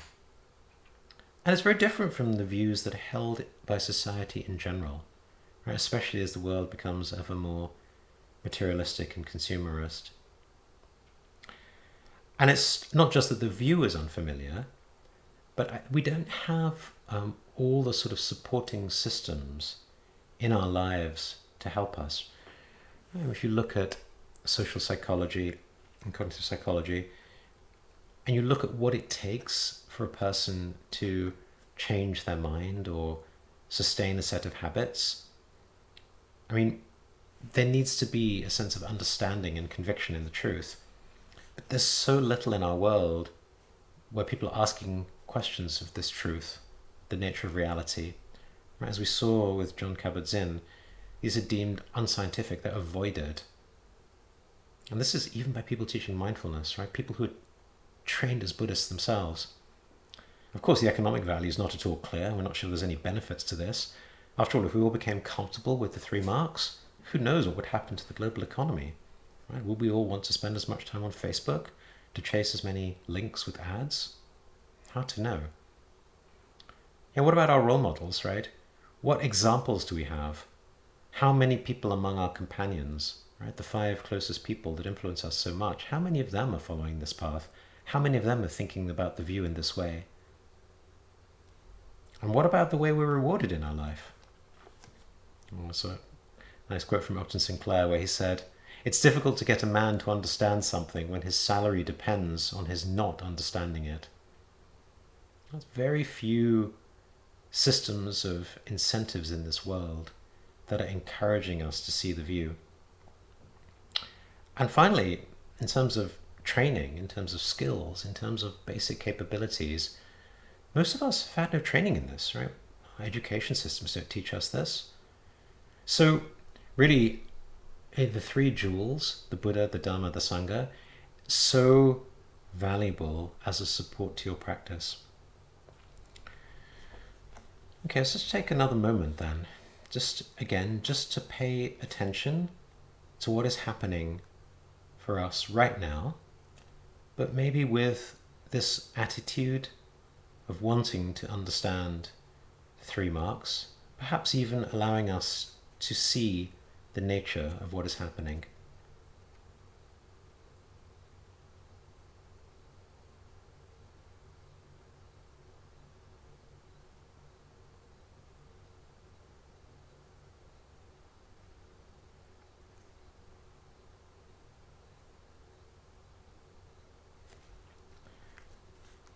Okay, so,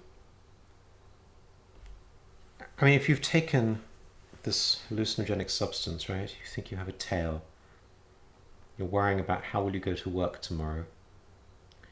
If I were to say to you, calm down, don't worry, it's not necessarily very helpful. It's probably patronizing, even upsetting. I mean, I shouldn't even have to say anything about your tail because you don't even have one, right? So instead, the way the Buddhist path works is we say, maybe I offer you a glass of water, or maybe give you a hug, help to reduce the anxiety from this non-existent tail. Maybe I'll even say, hey, let me find you a new tailor. Maybe we can find a way to hide your tail. In other words, I'm going to go along with you, right? I'm going to entertain your hallucination. Rinpoche gave the example, he said, look, back to the snake and the rope that we talked about before. If you've been to Africa and had a terrible snake experience, trauma, you don't think about a rope at all. All you can see is the snake, even though it's just a striped rope sitting in front of you. And if I were to come to you and wave a rope in front of your face saying, see, no snake, you probably just have a heart attack. It's not going to be helpful. You're much wiser to say, oh yes, I see. Let's see what we can do. Right? Play along with your experience. So we'll see this more in the following weeks. Right? In Buddhism, yes, we want to see the truth, but that doesn't mean the path or even the teachings are going to present us with the raw truth directly. Right? The emphasis, especially in the Mahayana, is on skillful means. Right? It's on teaching the truth in a way that people can hear it. Right? Giving them enough that they can keep practicing, keep moving forwards on their path, rather than turning away in despair or rejection. It's the same as in therapy, right? A therapist has to connect with the subjective experience of their client, even if they might think it's not true and not justified. And Rinpoche was teaching all of this in Sydney. He actually said, that's what I have to do now for these next 3 days.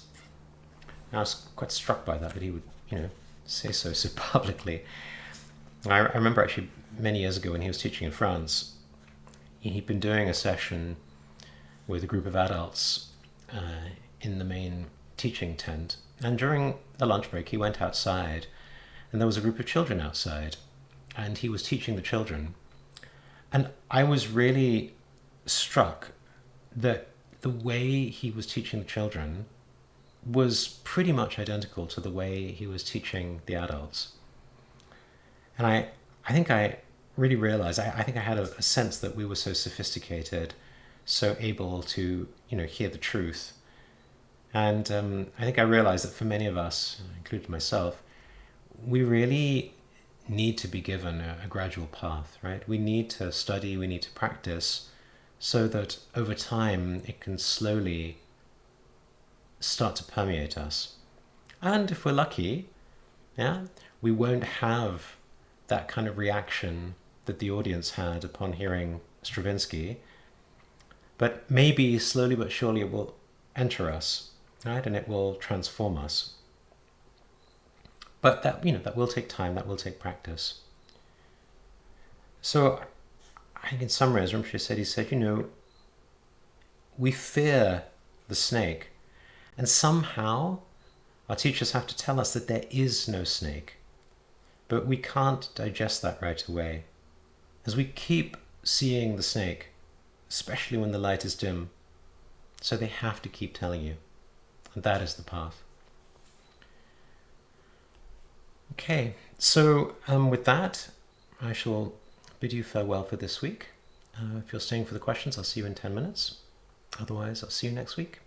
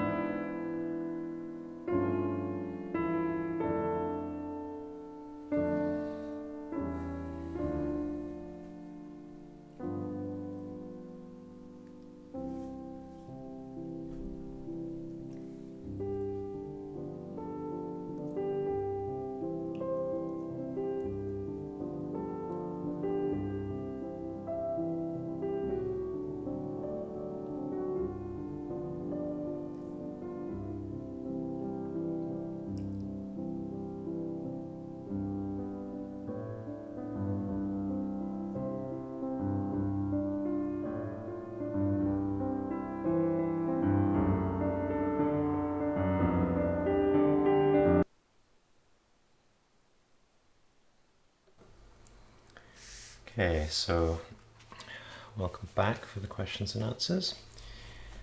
I think I'd like to start with Sarah's question, which is in the chat.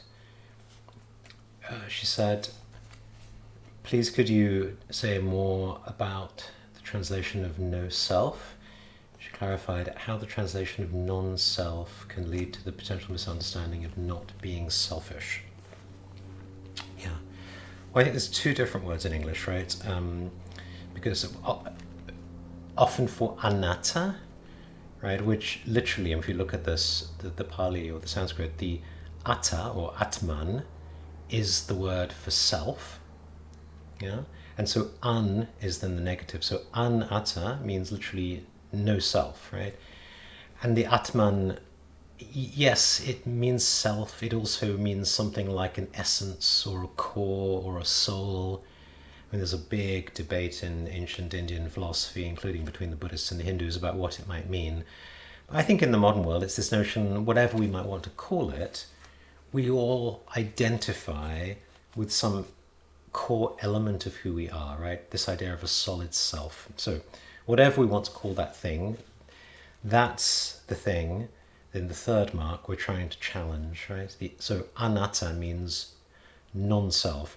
But I think the reason it's often translated as non-self rather than no self is because it's back to the example of the snake and the rope, right? So recall, the snake and the rope is where we're in a dark room, there's a rope on the floor, and we misperceive it as a snake, right? We turn the light on, we realize it wasn't a snake, it's actually a rope.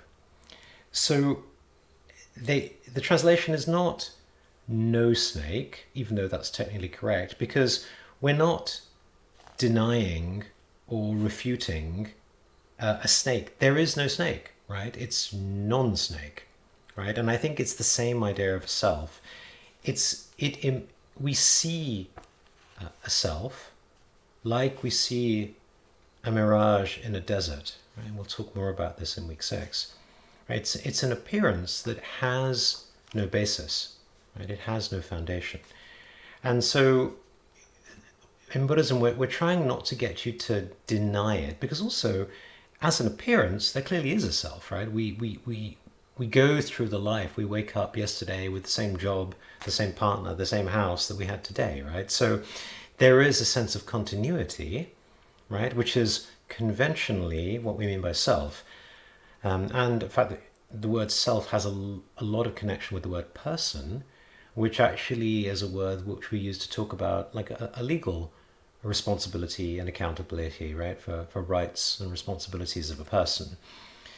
But self then, back to non-self, what I was saying is typically the challenge comes when we translate anatta into English, because if you do it literally, you'd either say no self or non-self. And I think a lot of people also like the word selfless, right? Because you can see why that would be similar. So as I said, the problem is, if you look in the dictionary, selfless has the meaning of no concern for the self, right? Unselfish or generous, right? So, which of course is a wonderful thing. And yes, we practice generosity in the Buddhist path too, but that's not what we mean by anatta.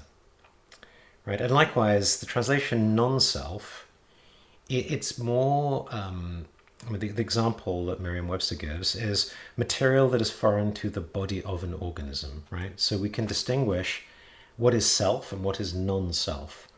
It's a little bit like saying, if we have a disease, our immune system sees that as non-self. And part of what makes the immune system so magical is it can differentiate between our own body cells and the cells that are not part of our self, right? And so when you have, for those of us who have immune system disorders, right, or autoimmune diseases, that's when that ability to distinguish self and non-self breaks down. Yeah. So the word in English tends to be used in that kind of context, right? Somewhat more biological in its nature, right? So differentiate what is part of us and what is not part of us. But it's still being used very, very differently from the Buddhist idea of anatta, because even then, non-self in the biological sense still holds to the idea that there is a self, right? There is a biological core, and all this other stuff is not part of it. Yeah, so I hope that makes sense. So on to the questions. First, from Lydia, she asks, if the self doesn't exist, then does the clinging to a non-existent self exist? Well, I mean, yes, that's why we suffer. Again, it doesn't truly exist, because in Buddhism, true existence means that it has this ultimate unchangeable status. And if that were the case, then ignorance would be permanent, right? There would be no possibility of enlightenment. So, yes, there is clinging to a non-existent self, but it's very similar to clinging to the idea of the snake, or seeing the demon before we realize it's just a man wearing a mask, right? So there's clinging as long as there is ignorance. But remember, the ignorance is like the dirt on the window, and we can clean the dirt. Okay, next part of your question is, but since this all apparently exists while not truly, where is this happening? Is it happening somewhere? And gosh, that's a big question. I mean, I think we would again have to differentiate between mind and nature of mind, or cognizance. I think at the level of mind, yes, it's happening in your brain, of course. I think at the level of, the nature of mind, the hard problem is consciousness a property of the material body, or is it something else? I think it's fair to say scientists haven't concluded an answer on that question. Right? There are different arguments in both directions. Some would say it's all explicable perfectly simply within materialist paradigm. Others say, no, we need to have a universe which has some kind of consciousness as a primal element, just like matter or energy.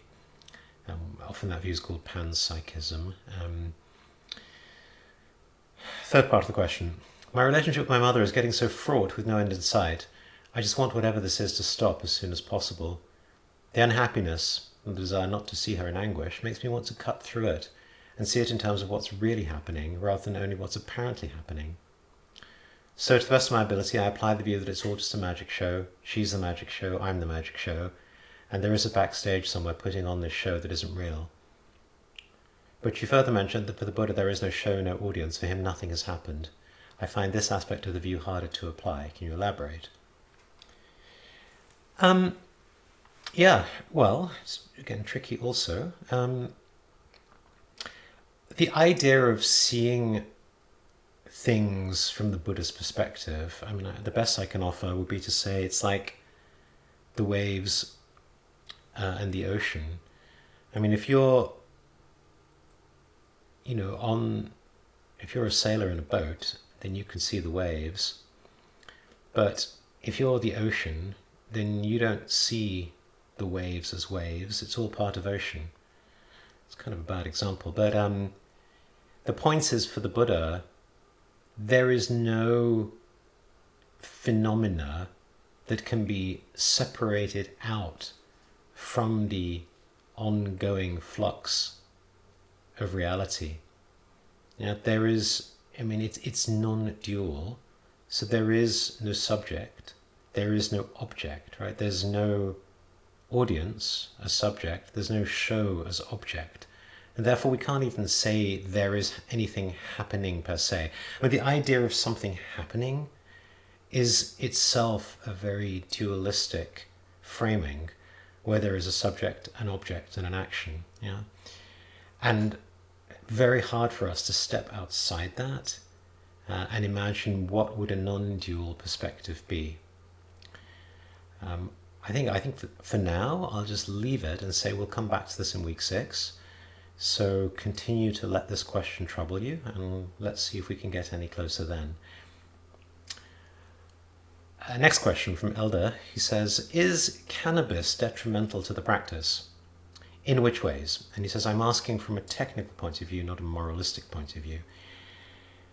So, Elder, I'm not sure when you say technical if you mean a kind of biological, physiological, or whether you mean from a Dharma practice point of view. I mean, I'm not going to attempt a physiological answer because I think you can look that up yourself. I think, the physiological effects of cannabis are easy to read about and understand, for good and, of course, for evil. I actually know someone who took too much cannabis and had a severe schizophrenic breakdown afterwards. So, and I know that can happen also. But in terms of, I think, what I think you're asking, which is, how does it help or hinder your Dharma practice? I think, well, firstly, I would say it really depends what vehicle, what yana of Buddhism you're practicing, right? Because in the Theravada, there's pretty strict discipline, even in the five vows, about not to take intoxicants. Yeah, because it's hard enough, as we hopefully saw today, to see the three marks even at the best of times, right? When we're non-distracted, where our environment is quite clear, there's not too much going on. And if you start to drink, if you start to do drugs, your ability to maintain that kind of awareness, that kind of observer, that's going to be more difficult, right? Having said that, in the Vajrayana, the relationship is very different, right? Because there are many stories of the great masters who would deliberately take on substances, psychedelics, alcohol, whatever, as a way of distorting their mind and their emotions, but with the ability to observe the distortion. Yeah, so that's a little different, because I think if you can do that, and of course I will caution all of us that very few of us can, then it's completely different, because then any of these substances can be part of your practice. They can help you realize how your ordinary perception is just one of many that your mind can produce, right? And I think that was very much behind that wonderful Aldous Huxley quote I gave, The Doors of Perception. Yeah, I think a lot of people who are studying psychedelics, I think Michael Pollan's lovely book, How to Change Your Mind, there is this sense of being really curious about the way that reality, as we saw today, is not some direct correspondence between what's out there and what's happening in our heads. Actually, there's all kinds of construction and creation and selective editing going on, right? It really is a virtual reality that our minds are producing for us, which has some resemblance and some connection to the world, but we certainly couldn't say it is reality. Yeah? So it can sometimes really help one's practice to mess with that projection, so to speak, as a way of becoming less attached to one's current projection. Yeah, I think a lot of people who take psychedelics will talk about the experiences they have and how many of them describe those experiences in very spiritual terms, about how they, saw their world, their life in a different way. And indeed, many of them came out of that with a desire to take up a spiritual practice. Yeah? Partly because, otherwise, if you can't generate this insight for yourself and you keep having to rely on external substances, well, that's obviously problematic, right? Much better if we can do practice and then carry the view, realize the view, have it with us all the time when we need it. Yeah, and if you do your Buddhist practice, that's, I think, a way of getting to the insight about the constructed nature of reality without having to go through drugs and so forth. So I think, in summary, Elder, what I would say is, I think whether it's good or whether it's bad, I can't answer, because it really depends on you and your capacities as a practitioner. It may be something excellent for you, and it may be something which is very bad for you, right?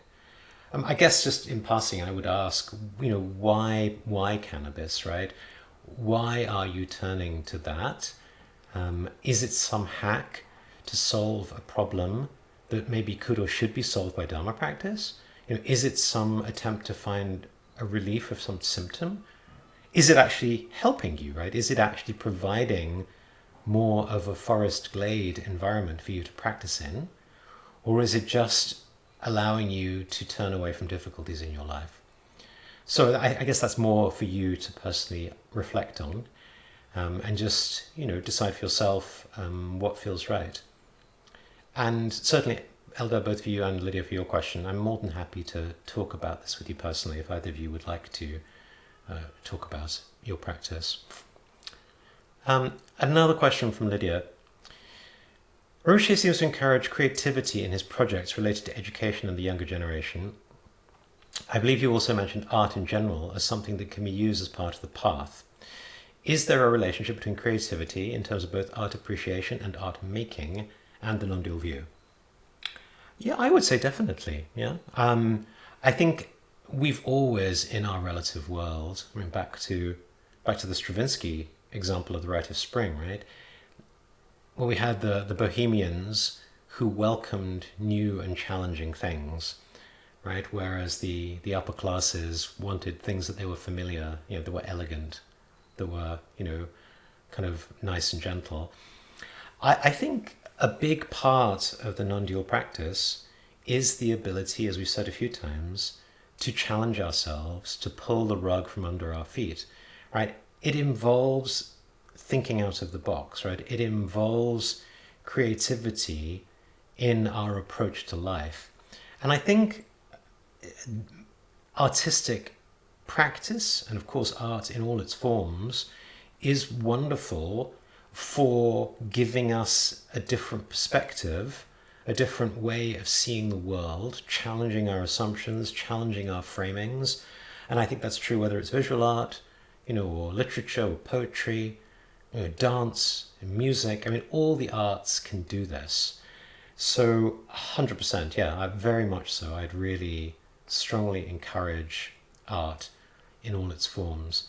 And I think even traditionally, I mean, I think perhaps very well developed within the Chinese and Japanese forms of Buddhism, things like painting, calligraphy, drawing the enso, flower arranging, poetry, haiku.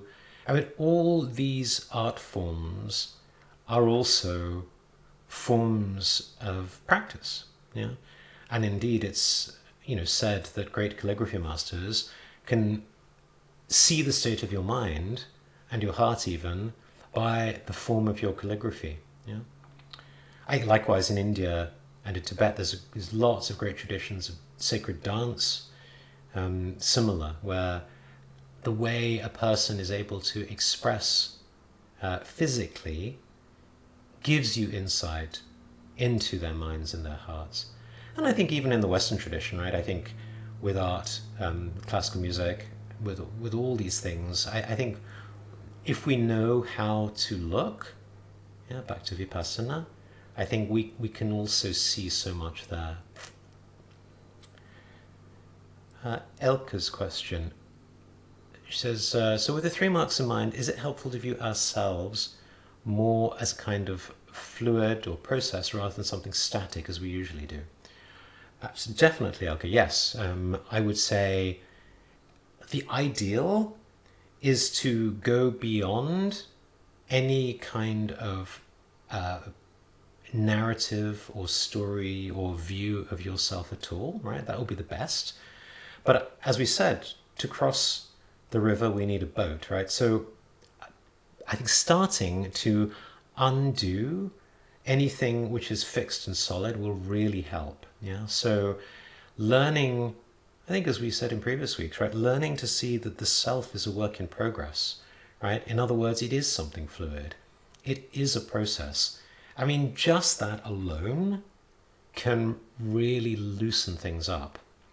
Yeah, the only reason I'm not 100% celebrating that idea is that unfortunately we can also then get attached to the fluidity or to the process itself, right?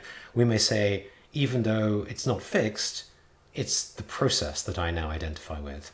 So there can still be a form of identification taking place, right? It's a little bit like, the ancient Greek idea that, a man can never put his foot in the same river twice, yeah, because obviously the individual molecules of water are always going to be different. But, of course, we identify with a river, which is itself a fluid process. We identify with it as a thing, right? We give it a name, we know where it is. And so I think that the danger is the identification, right? So yes, if it helps you, Elka, to slowly but surely reduce your identification, I think it's wonderful. But best of all is to try and go beyond any kind of identification, hard though that is. Finally, there's a question here from Annie saying, how to overcome easily feeling tired when we open our eyes, when we practice awareness with open eyes? Yeah, it's a difficult question. I guess lots of answers. One answer is don't worry too much about it. You don't have to practice with open eyes. Although I think the counter argument would be, I think one reason the northern schools of Buddhism, notably the Tibetan school, practices with eyes open, is that they want you to integrate your practice into your life, right? The southern schools, a lot of Theravada schools, have eyes closed or partly open, which is good for cutting out distractions, because 80 or 85% of the information comes through our eyes. But the trouble is, we want our practice to be usable in our everyday life. Yeah? And in our everyday life, we're going around with our eyes open. And so if you train yourself, if you habituate yourself to only be mindful and aware, only practice Vipassana with your eyes are half closed or closed, you won't be used to doing it when your eyes are open in your ordinary life. So I guess my thought for you, Annie, is unless you have some eye problem, because my question is, do you normally go around the world feeling tired with your eyes open as you go through your day? If you do, then maybe you have some medical condition that needs help. My guess is you may not, in which case then it's probably more likely that you're straining in your practice, right? It's a very common thing in practice that we are either too tight or too loose in our practice, right? The too tight is we're straining too hard, we're concentrating too hard, we're trying too hard, we're too tense. Now the too loose is we're a bit too, basically lazy, unconcerned, sleepy, dozy. And either of those actually is considered a dualistic extreme in our practice. There's a famous story of Buddha talking to a player of a stringed instrument who asked him, how should I practice? And he said, well, how does your instrument sound the best? And he said, oh, well, when it's neither too tight nor too loose, right? Where the string is just the right tension. And the Buddha said, yes, and it should be the same with your practice. So as with all things in Buddhism, we are seeking this middle way, neither too tight nor too loose. So for Annie, all I can say for now is maybe find a way of just noticing if you're approaching your practice with a little too much tightness, a little too much tension. See if you can relax a little and see if that allows you to practice with open eyes a little longer. I'm just to see if anyone else has any questions. I'll just give another couple moments either on the chat or in the Google Doc.